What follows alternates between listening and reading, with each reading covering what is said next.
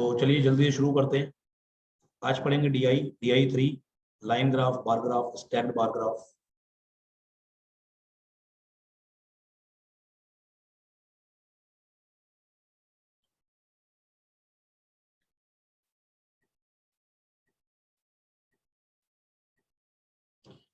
ये question 1 to 5 है, ये डेटा है। एक काम करो सब लोग, एक काम करो, पहले तो इसका स्क्रीनशॉट ले लो। ये 5 क्वेश्चंस का जल्दी से स्क्रीनशॉट लो, सब लोग सॉल्व करें जल्दी से।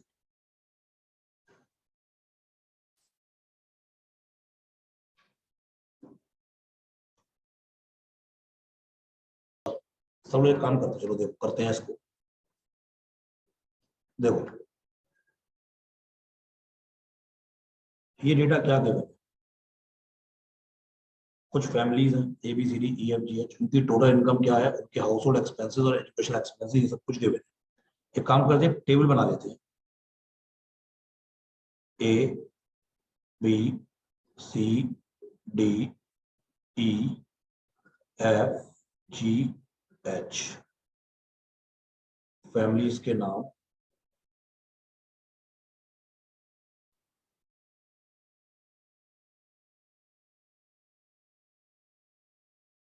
Income, house hold expenses, educational expenses, savings and percentage से।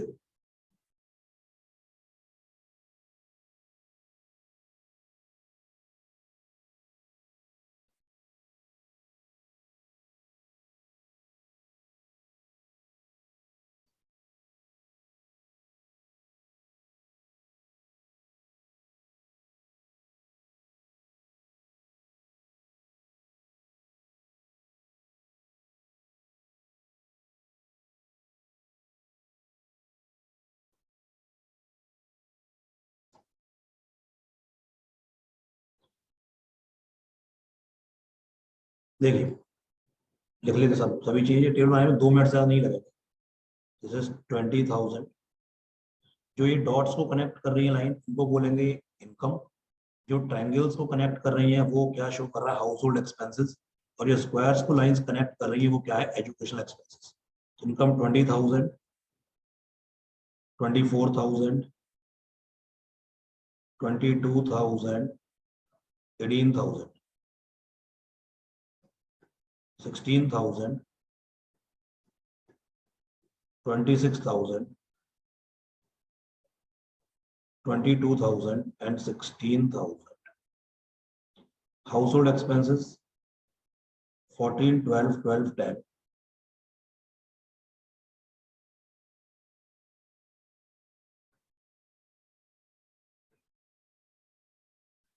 इसका 10 के बाद ये 6 आएगा, 6 8 नहीं है, 6 है, 6 16 10 8।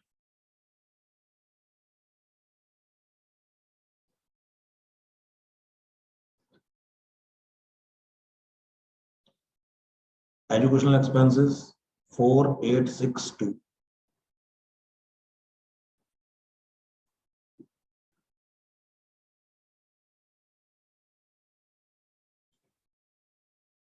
Eight 6 8 4.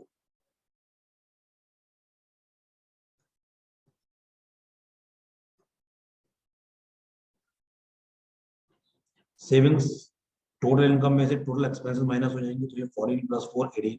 सेविंग हो गई 2000। 24 में से 20 माइनस करेंगे तो 4000। 22 में से 18 माइनस करेंगे तो 4000। 18 में से 12,000 माइनस करेंगे तो 6,000। 16 में से 6 + 8 14 यानी कि 2000। 16 + 6 22 यानी कि 4000।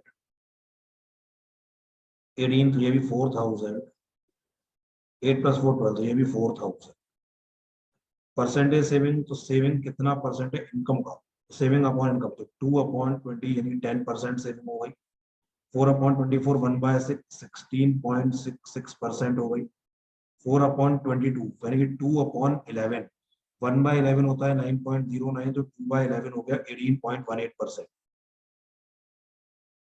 6/18 33.33%, 2/16 मतलब 1/8 12.5%, 4/26 मतलब 2/13, 1/13 होता है 7.7, तो ये हो गया 15.4, 4/22 यानी कि 18.18, और आपका 4/16 ये 1/4 25%।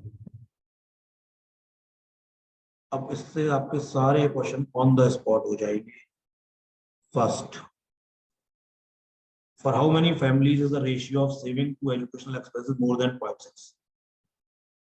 Now saving upon educational expenses ये चीज वो 0.6 से बड़ी होनी चाहिए। मतलब सेविंग जो है वो एजुकेशनल एक्सपेंसेस का 60% से ज्यादा होना चाहिए, 60% से ज्यादा। तो इस वाले केस में ए के लिए तो 2/4 0.5 50% हो गया, तो ए नहीं चलेगा, बी नहीं चलेगा, क्योंकि सेविंग अपॉन एजुकेशनल एक्सपेंसेस ये भी 4/8, ये 4/6 66.66%, 2/3, तो सी चलेगा। डी तो बिल्कुल चलेगा, 300% हो गया, 6/2, 2/8 is 25 नहीं चलेगा, 4/6 चलेगा, 4/8 नहीं चलेगा, 4/4 चलेगा। How many families? 4 families. What is the percentage point difference between the percentage saving of B and A? Percentage points difference का मतलब होता है, परसेंटेज पॉइंट्स का मतलब होता है absolute difference between 2 percentages, absolute difference between 2%। जैसे फॉर एग्जांपल मान लेते हैं 2 स्टूडेंट्स हैं इसी क्लास में, रोहन एंड सोहन, एक क्लास में दोनों स्टूडेंट्स हैं। एक टेस्ट लिया गया, रोहन के मार्क्स आ गए 10% ऑफ टोटल, और सोहन के मार्क्स आ गए लेट्स सपोज 20% ऑफ टोटल। अगर मैं पूछूं सोहन के मार्क्स रोहन से कितना परसेंट ज्यादा है, तो आंसर आएगा 100%। सोहन के मार्क्स रोहन के डबल है, क्योंकि दोनों का टोटल सेम होगा, क्योंकि दोनों का एक ही क्लास में टेस्ट लिया गया, तो टोटल दोनों के लिए सेम होगा, चाहे वो कुछ भी हो। तो रोहन के मार्क्स है 10% और सोहन के 20%, तो सोहन के मार्क्स रोहन के डबल है, तो सोहन के मार्क्स रोहन से 100% ज्यादा है। लेकिन ये पूछा जाएगा दोनों में कितने परसेंटेज पॉइंट्स का डिफरेंस है, तो आएगा 10 percentage points. Absolute difference between 2 percentages is called percentage points. तो इनमें गैप हो गया 10 परसेंटेज पॉइंट्स। बी एंड एच, बी की सेविंग कितनी है 16.66% और एच की सेविंग है 25%। दोनों में डिफरेंस कितना है? दोनों डिफरेंस है 8.33। Answer is none of these. By what percentage are the saving of D more than A? D की सेविंग कितनी है 6000, ए की सेविंग है 2000, तो डी की सेविंग ए से 3 गुना है, तो 200% ज्यादा है। Answer is 200%। ये बात समझ में आती है या नहीं? हाँ या ना बताओ। Yes sir. For how many families, कितनी फैमिलीज के लिए house hold expenses total income का 55% से ज्यादा है? House hold expenses upon total income ये ग्रेटर देन 55% होना चाहिए। देख लेते हैं। जैसे अगर ए की बात करी जाए, ए की हाउस होल्ड एक्सपेंसेस क्या है 14,000, 14,000 जो है वो 20,000 का 70% तो चलेगा। बी 12,000 है आउट ऑफ 24, हाफ हो गया 50% नहीं चलेगा। सी है 12/22, तो 12/22 ये हो गया है 6/11। 1/11 होता है 1/11 होता है 9.09%, तो 6/11 हो जाएगा 54.54%, 54.54%, तो ये जस्ट कम है, तो नहीं चलेगा। डी इज 10/18, 10/18 को बोल सकते हैं 5/9, 1/9 होता है 11.11, तो 5/9 हो जाएगा 55.55%, ज्यादा है तो चलेगा, डी फैमिली के लिए चलेगा। ई इज 6/16, 6/16 इज 3/8, 3/8 तो 50% से भी कम है, 37.5 होता है। एफ इज 16/26, 16/26 ये हो गया आपका 8/13, ये चलेगा बिकॉज 1/13 होता है 7.7, 1/13 7 से बड़ा है, तो अगर 1/13 7 भी होता तो भी 8/13 56 होता, तब भी ज्यादा होता, ये तभी और ज्यादा होगा। जी के लिए 10/22, 10/22 का मतलब है 5/11, 10/22 5/11, 1/11 9.09, 5/11 45.45 नहीं चलेगा। H 8/16 50% हो गया, तो केवल 3 फैमिलीज चले। और how many families house hold expenses more than 55% of total income? Answer is B option. For which of the given families percentage saving the highest? सबसे हाईएस्ट सेविंग किस फैमिली की है? मेरे को डी फैमिली दिख रही है। डी फैमिली की इनकम है 18,000, सेविंग है 6,000, 1/3 है। देखिए डी की सेविंग उसकी इनकम का 33.33% है। इतना परसेंटेज सेविंग किसी की नहीं। Answer is D for Delhi, मतलब सी फॉर कलकत्ता, फैमिली का नाम है डी, थर्ड ऑप्शन। तो फर्स्ट का आंसर है ए, सेकंड का आंसर है डी, थर्ड का ए, फोर्थ का बी, फिफ्थ का सी। करेक्ट आंसर होंगे ए, डी, ए, बी, सी। ये नेक्स्ट क्वेश्चन है, ये तो मैं आपको दिखाऊंगा ही बाद में, पहले एक काम करो, इसके स्क्रीनशॉट लो, 6 to 9 स्क्रीनशॉट लो जल्दी से।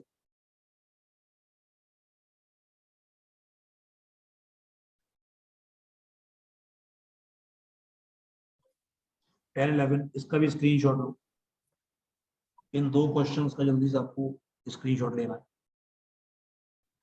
करो सॉल्व, ग्राफ देखो, सॉल्व करो, टेक योर टाइम, 10 मिनट्स लो, आराम से करो।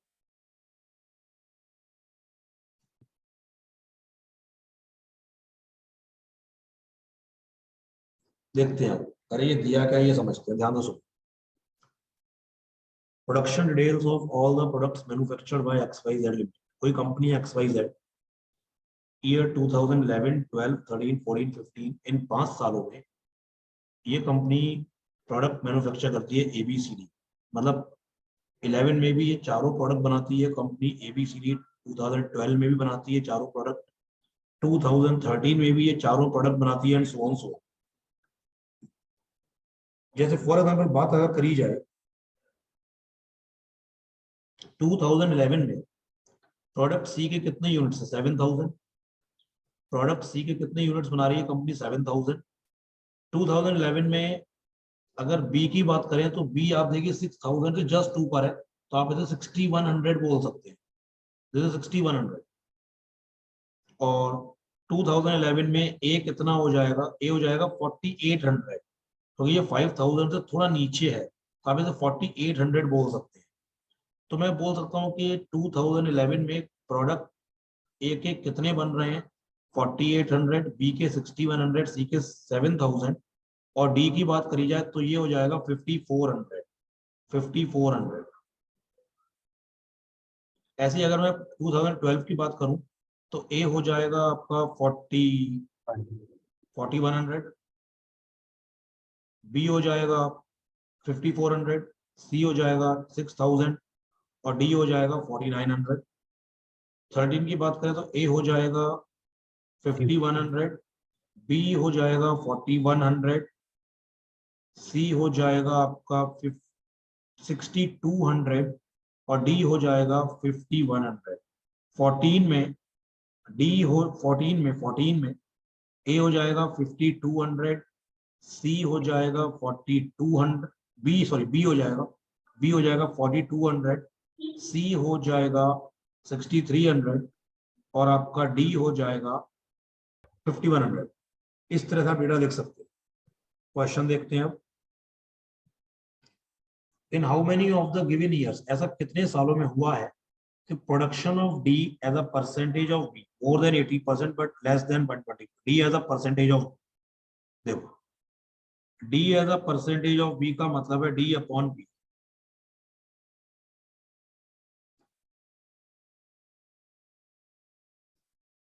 ये 120% से कम होना चाहिए और ये 80% से ज्यादा होना चाहिए। ऐसा कितनी सालों में हुआ है?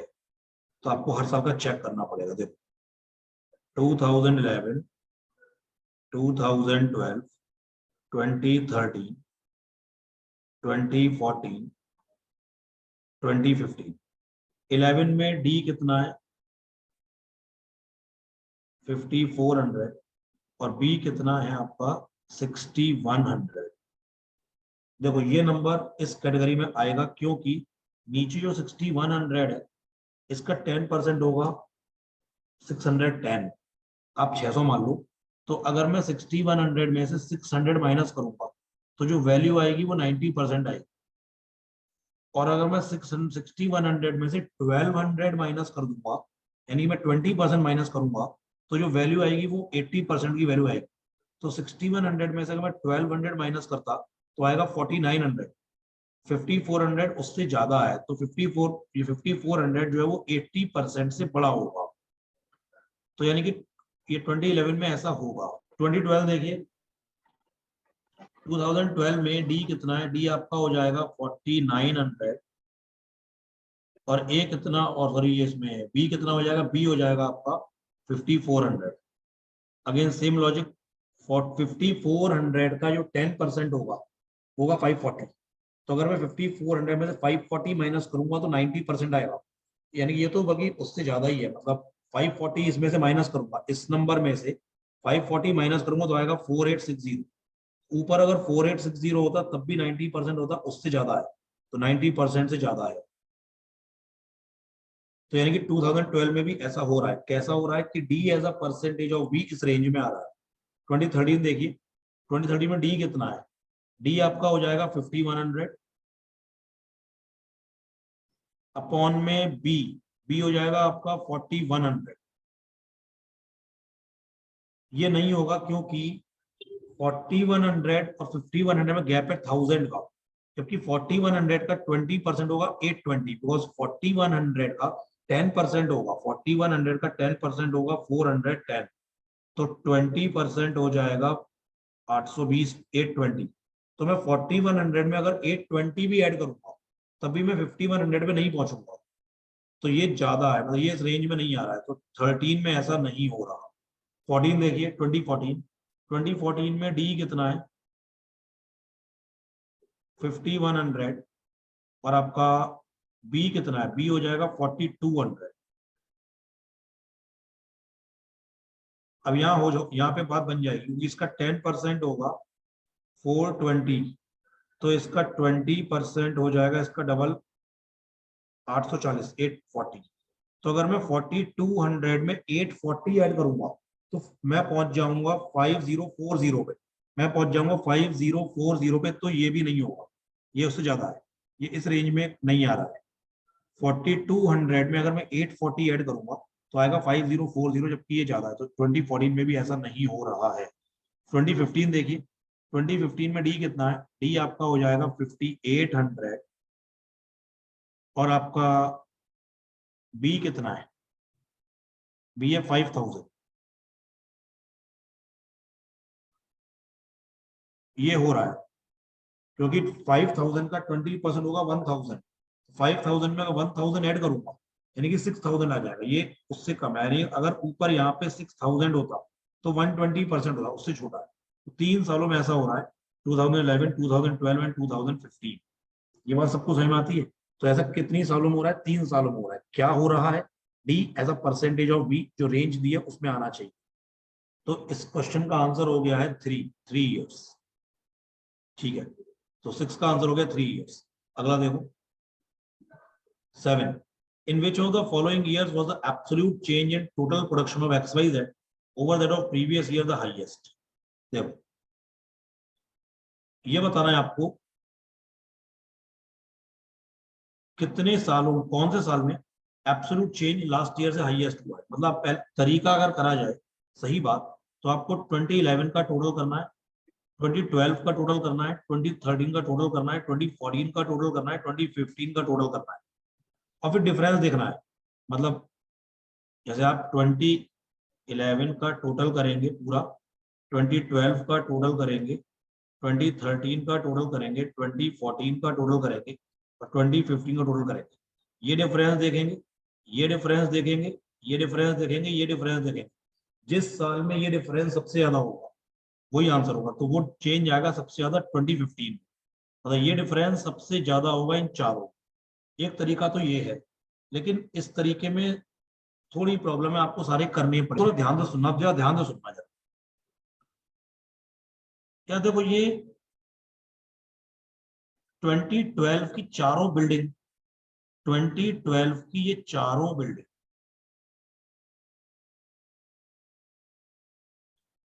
2013 की चारों बिल्डिंग और अगर आप देखें 2014 की चारों बिल्डिंग मोर और लेस सेम है। मतलब अगर आप ध्यान से देखो चारों बिल्डिंग बहुत ज्यादा डिफरेंस नहीं है। मतलब अगर आप 2012 का सम करो, 2013 का सम करो, 2014 का सम करो, डिफरेंस तो आएगा, लेकिन इतना डिफरेंस नहीं आएगा। चारों का टोटल लगभग लगभग क्लोज सा आएगा, हाँ या ना? क्योंकि तो बिल्डिंग्स की, अगर एक बिल्डिंग थोड़ी बड़ी है दूसरी कम हो गई, ओवरऑल लेंथ बिल्डिंग की इक्वल सी ही है, हाँ या ना? इन दोनों में जो चेंज आएगा और इन दोनों में जो चेंज आएगा वो बहुत डिफरेंस नहीं आएगा, तो वो हाईएस्ट या लोएस्ट तो नहीं होगा।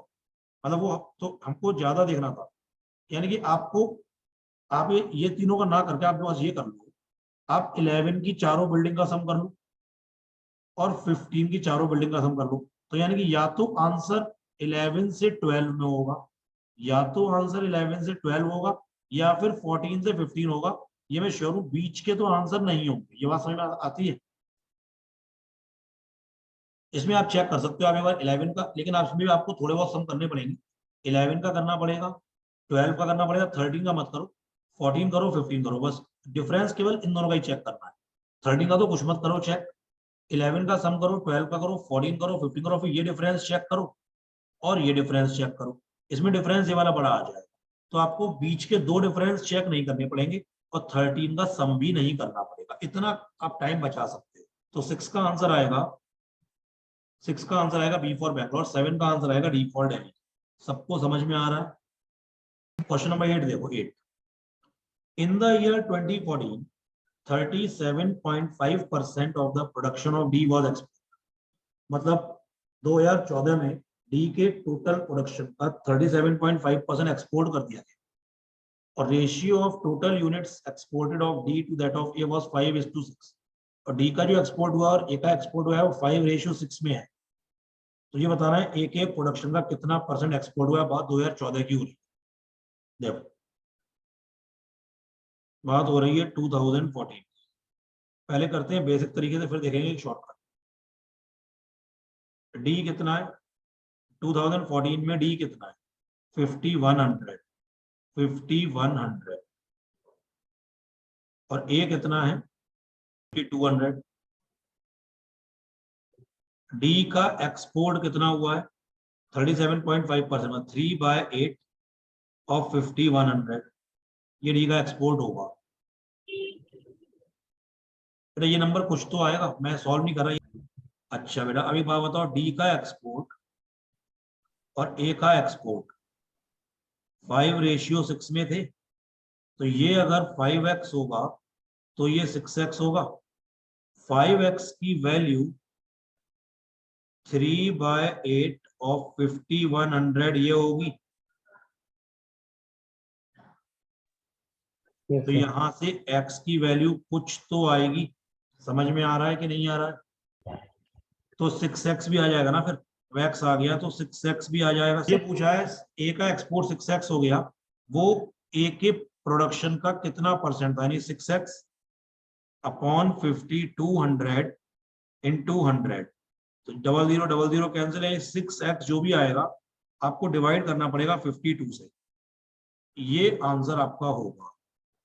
बेटा देखो ये तरीका तो बहुत बेकार तरीका है, लेकिन बेसिक तरीका यही है। अब एक शॉर्टकट देखते हैं जरा, इसको मैं रेस कर रहा हूं। अब एक शॉर्टकट देखते हैं।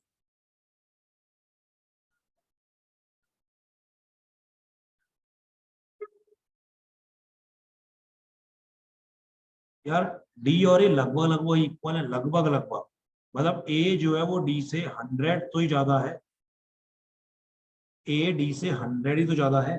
100 इस नंबर का 2% है, 100 जो है वो डी का 2% है, 5100 का 2% के आसपास होगा। आप बताओ 37.5% क्या होता है? 3/8 होता है। तो डी का जो भी प्रोडक्शन था उसका 3/8 पार्ट एक्सपोर्ट हो गया। तुम अपने हिसाब से काम करो, तुम मान लो डी का प्रोडक्शन है 800, ध्यान से सुनना, है वो 50 में, मैं कह रहा हूं 800 है, तो डी का एक्सपोर्ट कितना होगा? 300 हो जाएगा। तो डी का एक्सपोर्ट 300 हो जाएगा। अब देखो, और अब मैं ए को डी से 2% ज्यादा ही लूंगा, तो ए 816 हो जाएगा, 2% ज्यादा। मैंने उसी रेशियो में लिया है जिस रेशियो में डी ए यहाँ थे, मैंने उसी रेशियो में डी और ए को लिया तो परसेंटेज में फर्क नहीं पड़ेगा। अब देखो डी का एक्सपोर्ट और ए का एक्सपोर्ट, ये 5:6 था, तो ये था 300। 5 पार्ट अगर 300 है तो 6 पार्ट कितना होगा 360। अरे अगर 5x अगर 300 है तो x 60 हो गया, तो 6x 360 ही तो होगा। अब जरा ध्यान से सुनना, यही तो चेक करना है कि 360 कितना परसेंट है 816 का। तो ये अप्रोक्सीमेटली 360 अपॉन 800 भी होता, तो ये अप्रोक्सीमेटली इंटू 100 करके 45% आ जाता। Answer is 45%। इस तरह करोगे, कोई ज्यादा कैलकुलेशन नहीं है, आंसर इज 45%।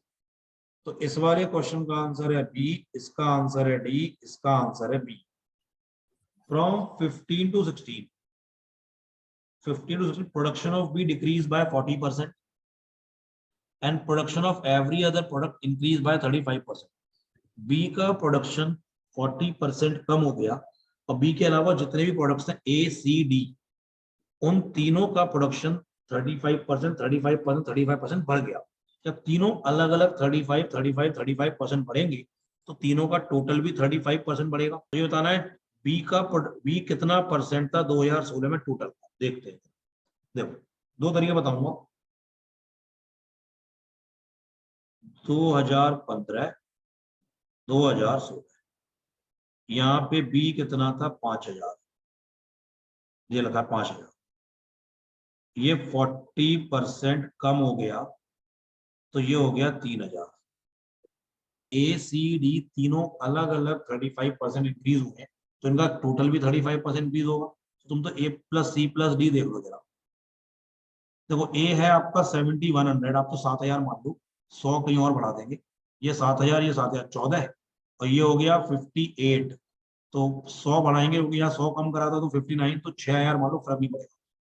7 और 7 14 से 20, ये मिला के हो गया 20,000। होगा एक्चुअल में 19,900, लेकिन मैं 20,000 मान,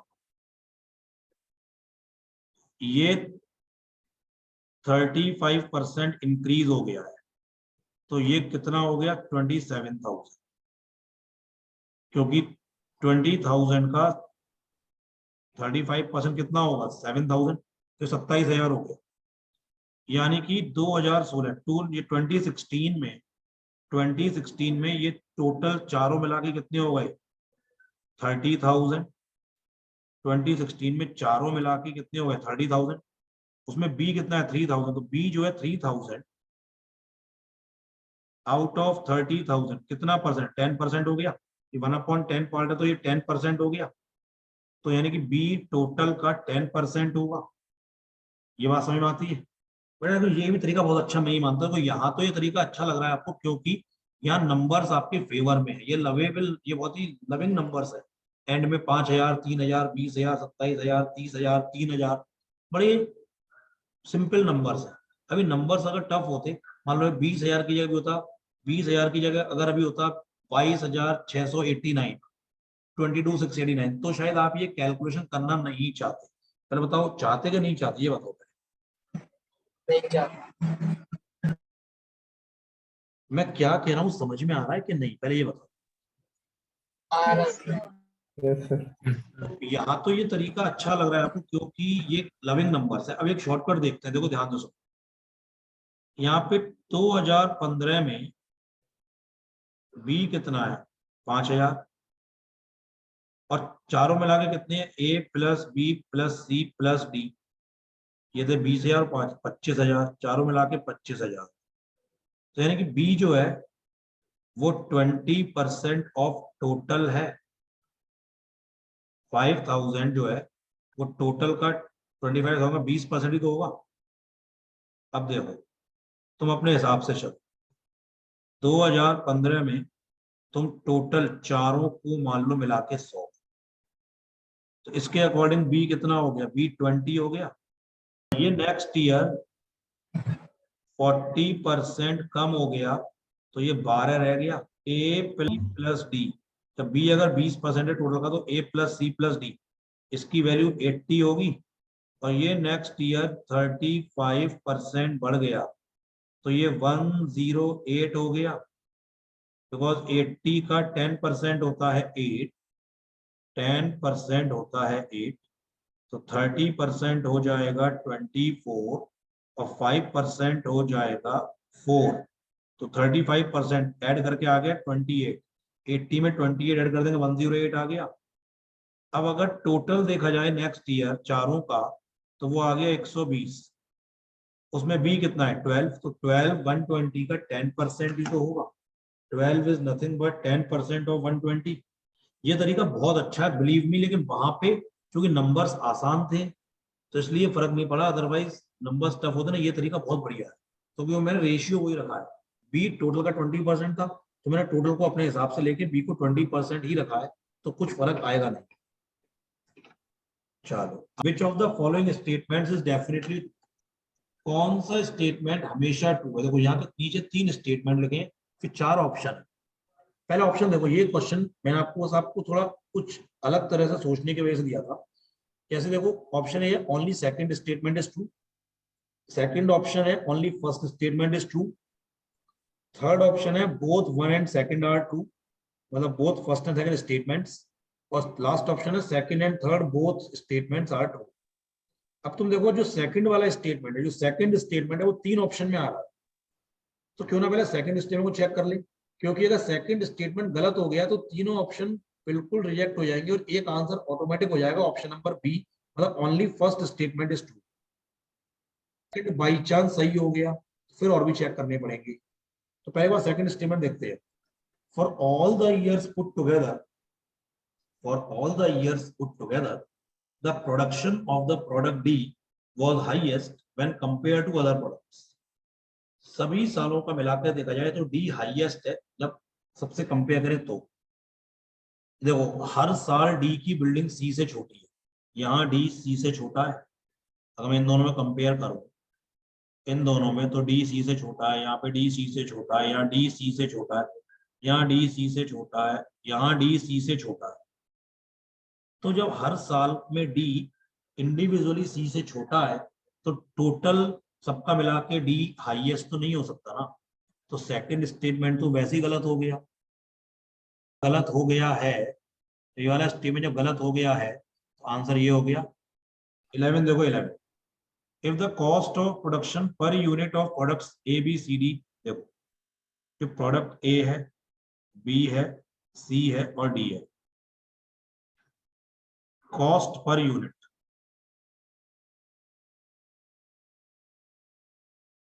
ये स्मॉल ए, ये स्मॉल बी, ये स्मॉल सी, ये स्मॉल डी।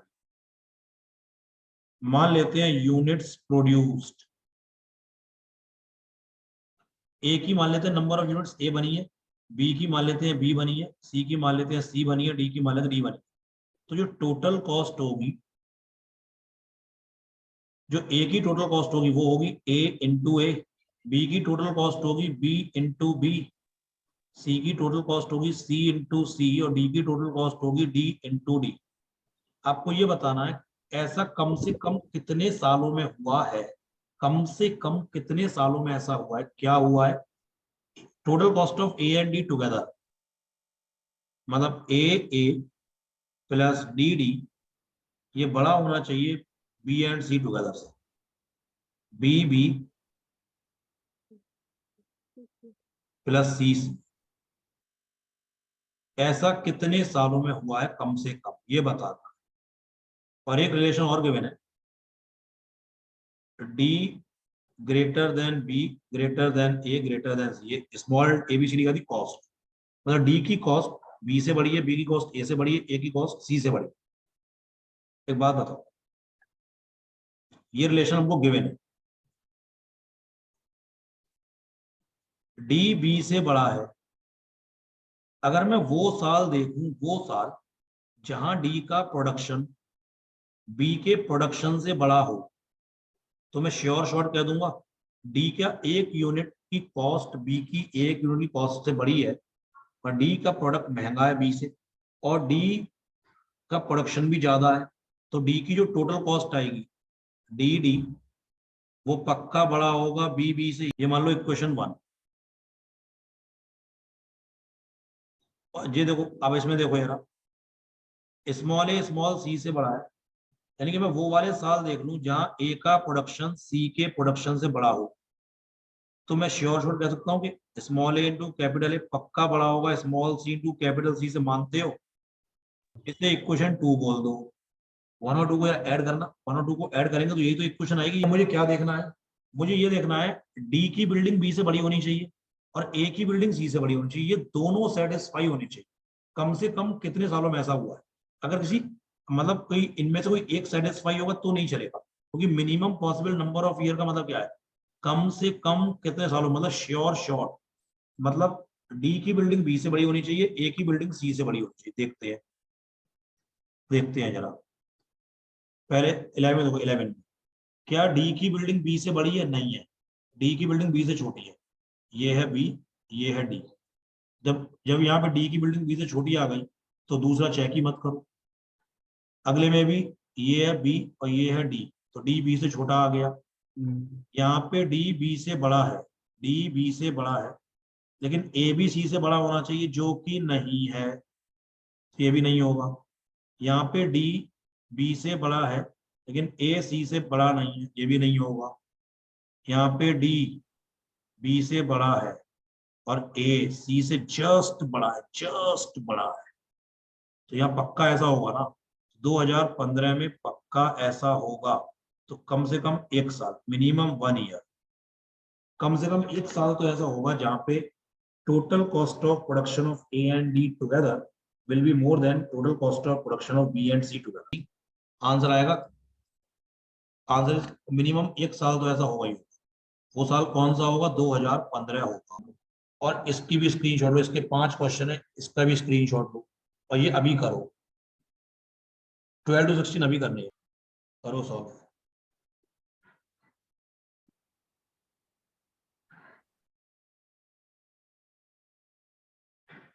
एक स्टूडेंट है पी, उसने 6 टेस्ट लिखे हैं, test A B C D E F. ये है A, test A, test B, test C, D, E and F, सभी के लिए ये है। तो अब अगर ध्यान से देखो, ये जो हाइट है ये 20% है, मतलब टेस्ट ए में उसके मार्क्स आए हैं 20%, पी के टेस्ट ए में मार्क्स आए हैं 20%। ऐसे ही टेस्ट बी में आए हैं 20 से 35, तो यानी कि ये 15% का गैप होगा। ये 35 से 48.75, तो ये 13.75। ऐसे ही आप ये भी गैप निकाल सकते हैं, ये भी गैप निकाल सकते हैं और आप ये भी गैप निकाल सकते हैं। इस तरह ग्राफ को रीड करना। तो ये हो गया 15%, ये हो गया 13.75%, 48.75 से ये हो गया 67.5। अगर ये 67.75 होता तो 19 होता, तो 0.25 यानी कि 18.75%। क्या आप सबका लिखते, जैसे अब ये लिखा है टोटल मार्क्स ऑफ पी है 400, तो ए में जो टेस्ट नंबर ए है 400 का 20%, उसमें 80 मार्क्स आ गए। इसमें 15% है तो 15% 400 का 60 मार्क्स हो गए। ये 13.75% ऑफ 400 55 हो गए। यहाँ पे 18.75% ऑफ 400 75 हो गए। इस तरह से आप सभी के सारे मार्क्स लिख लो और जो जो क्वेश्चन पूछा गया वो कर लो। ये थोड़ा लेंथी तरीका है। एक तरीका ये भी हो सकता है जो जो पूछा गया उतना ही लिखो, जैसे Who among the following scored the highest marks in test D? Test D में सबसे ज्यादा मार्क्स कौन लाया?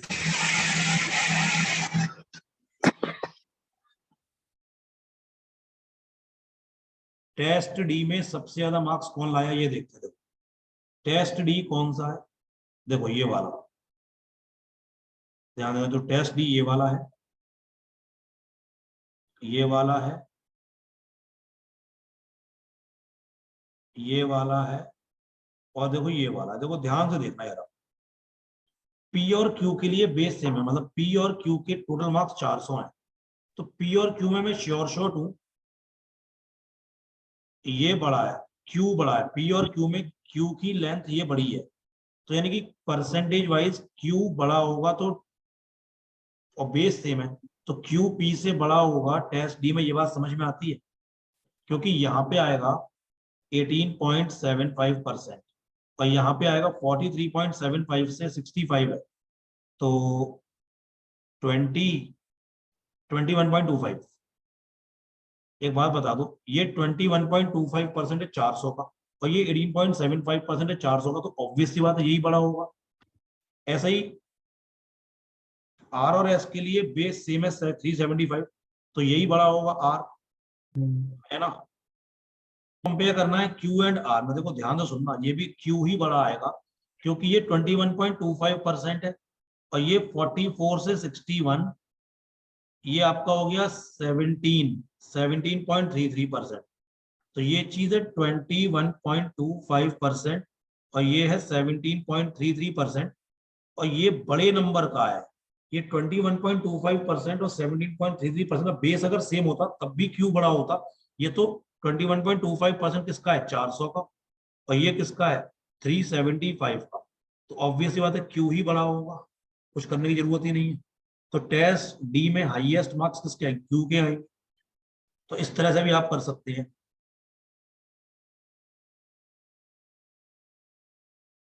तो यानी कि इसका आंसर हो गया, किसके हाईएस्ट मार्क्स हैं टेस्ट क्यू में, सॉरी टेस्ट डी में किसके हाईएस्ट मार्क्स हैं, आंसर आएगा।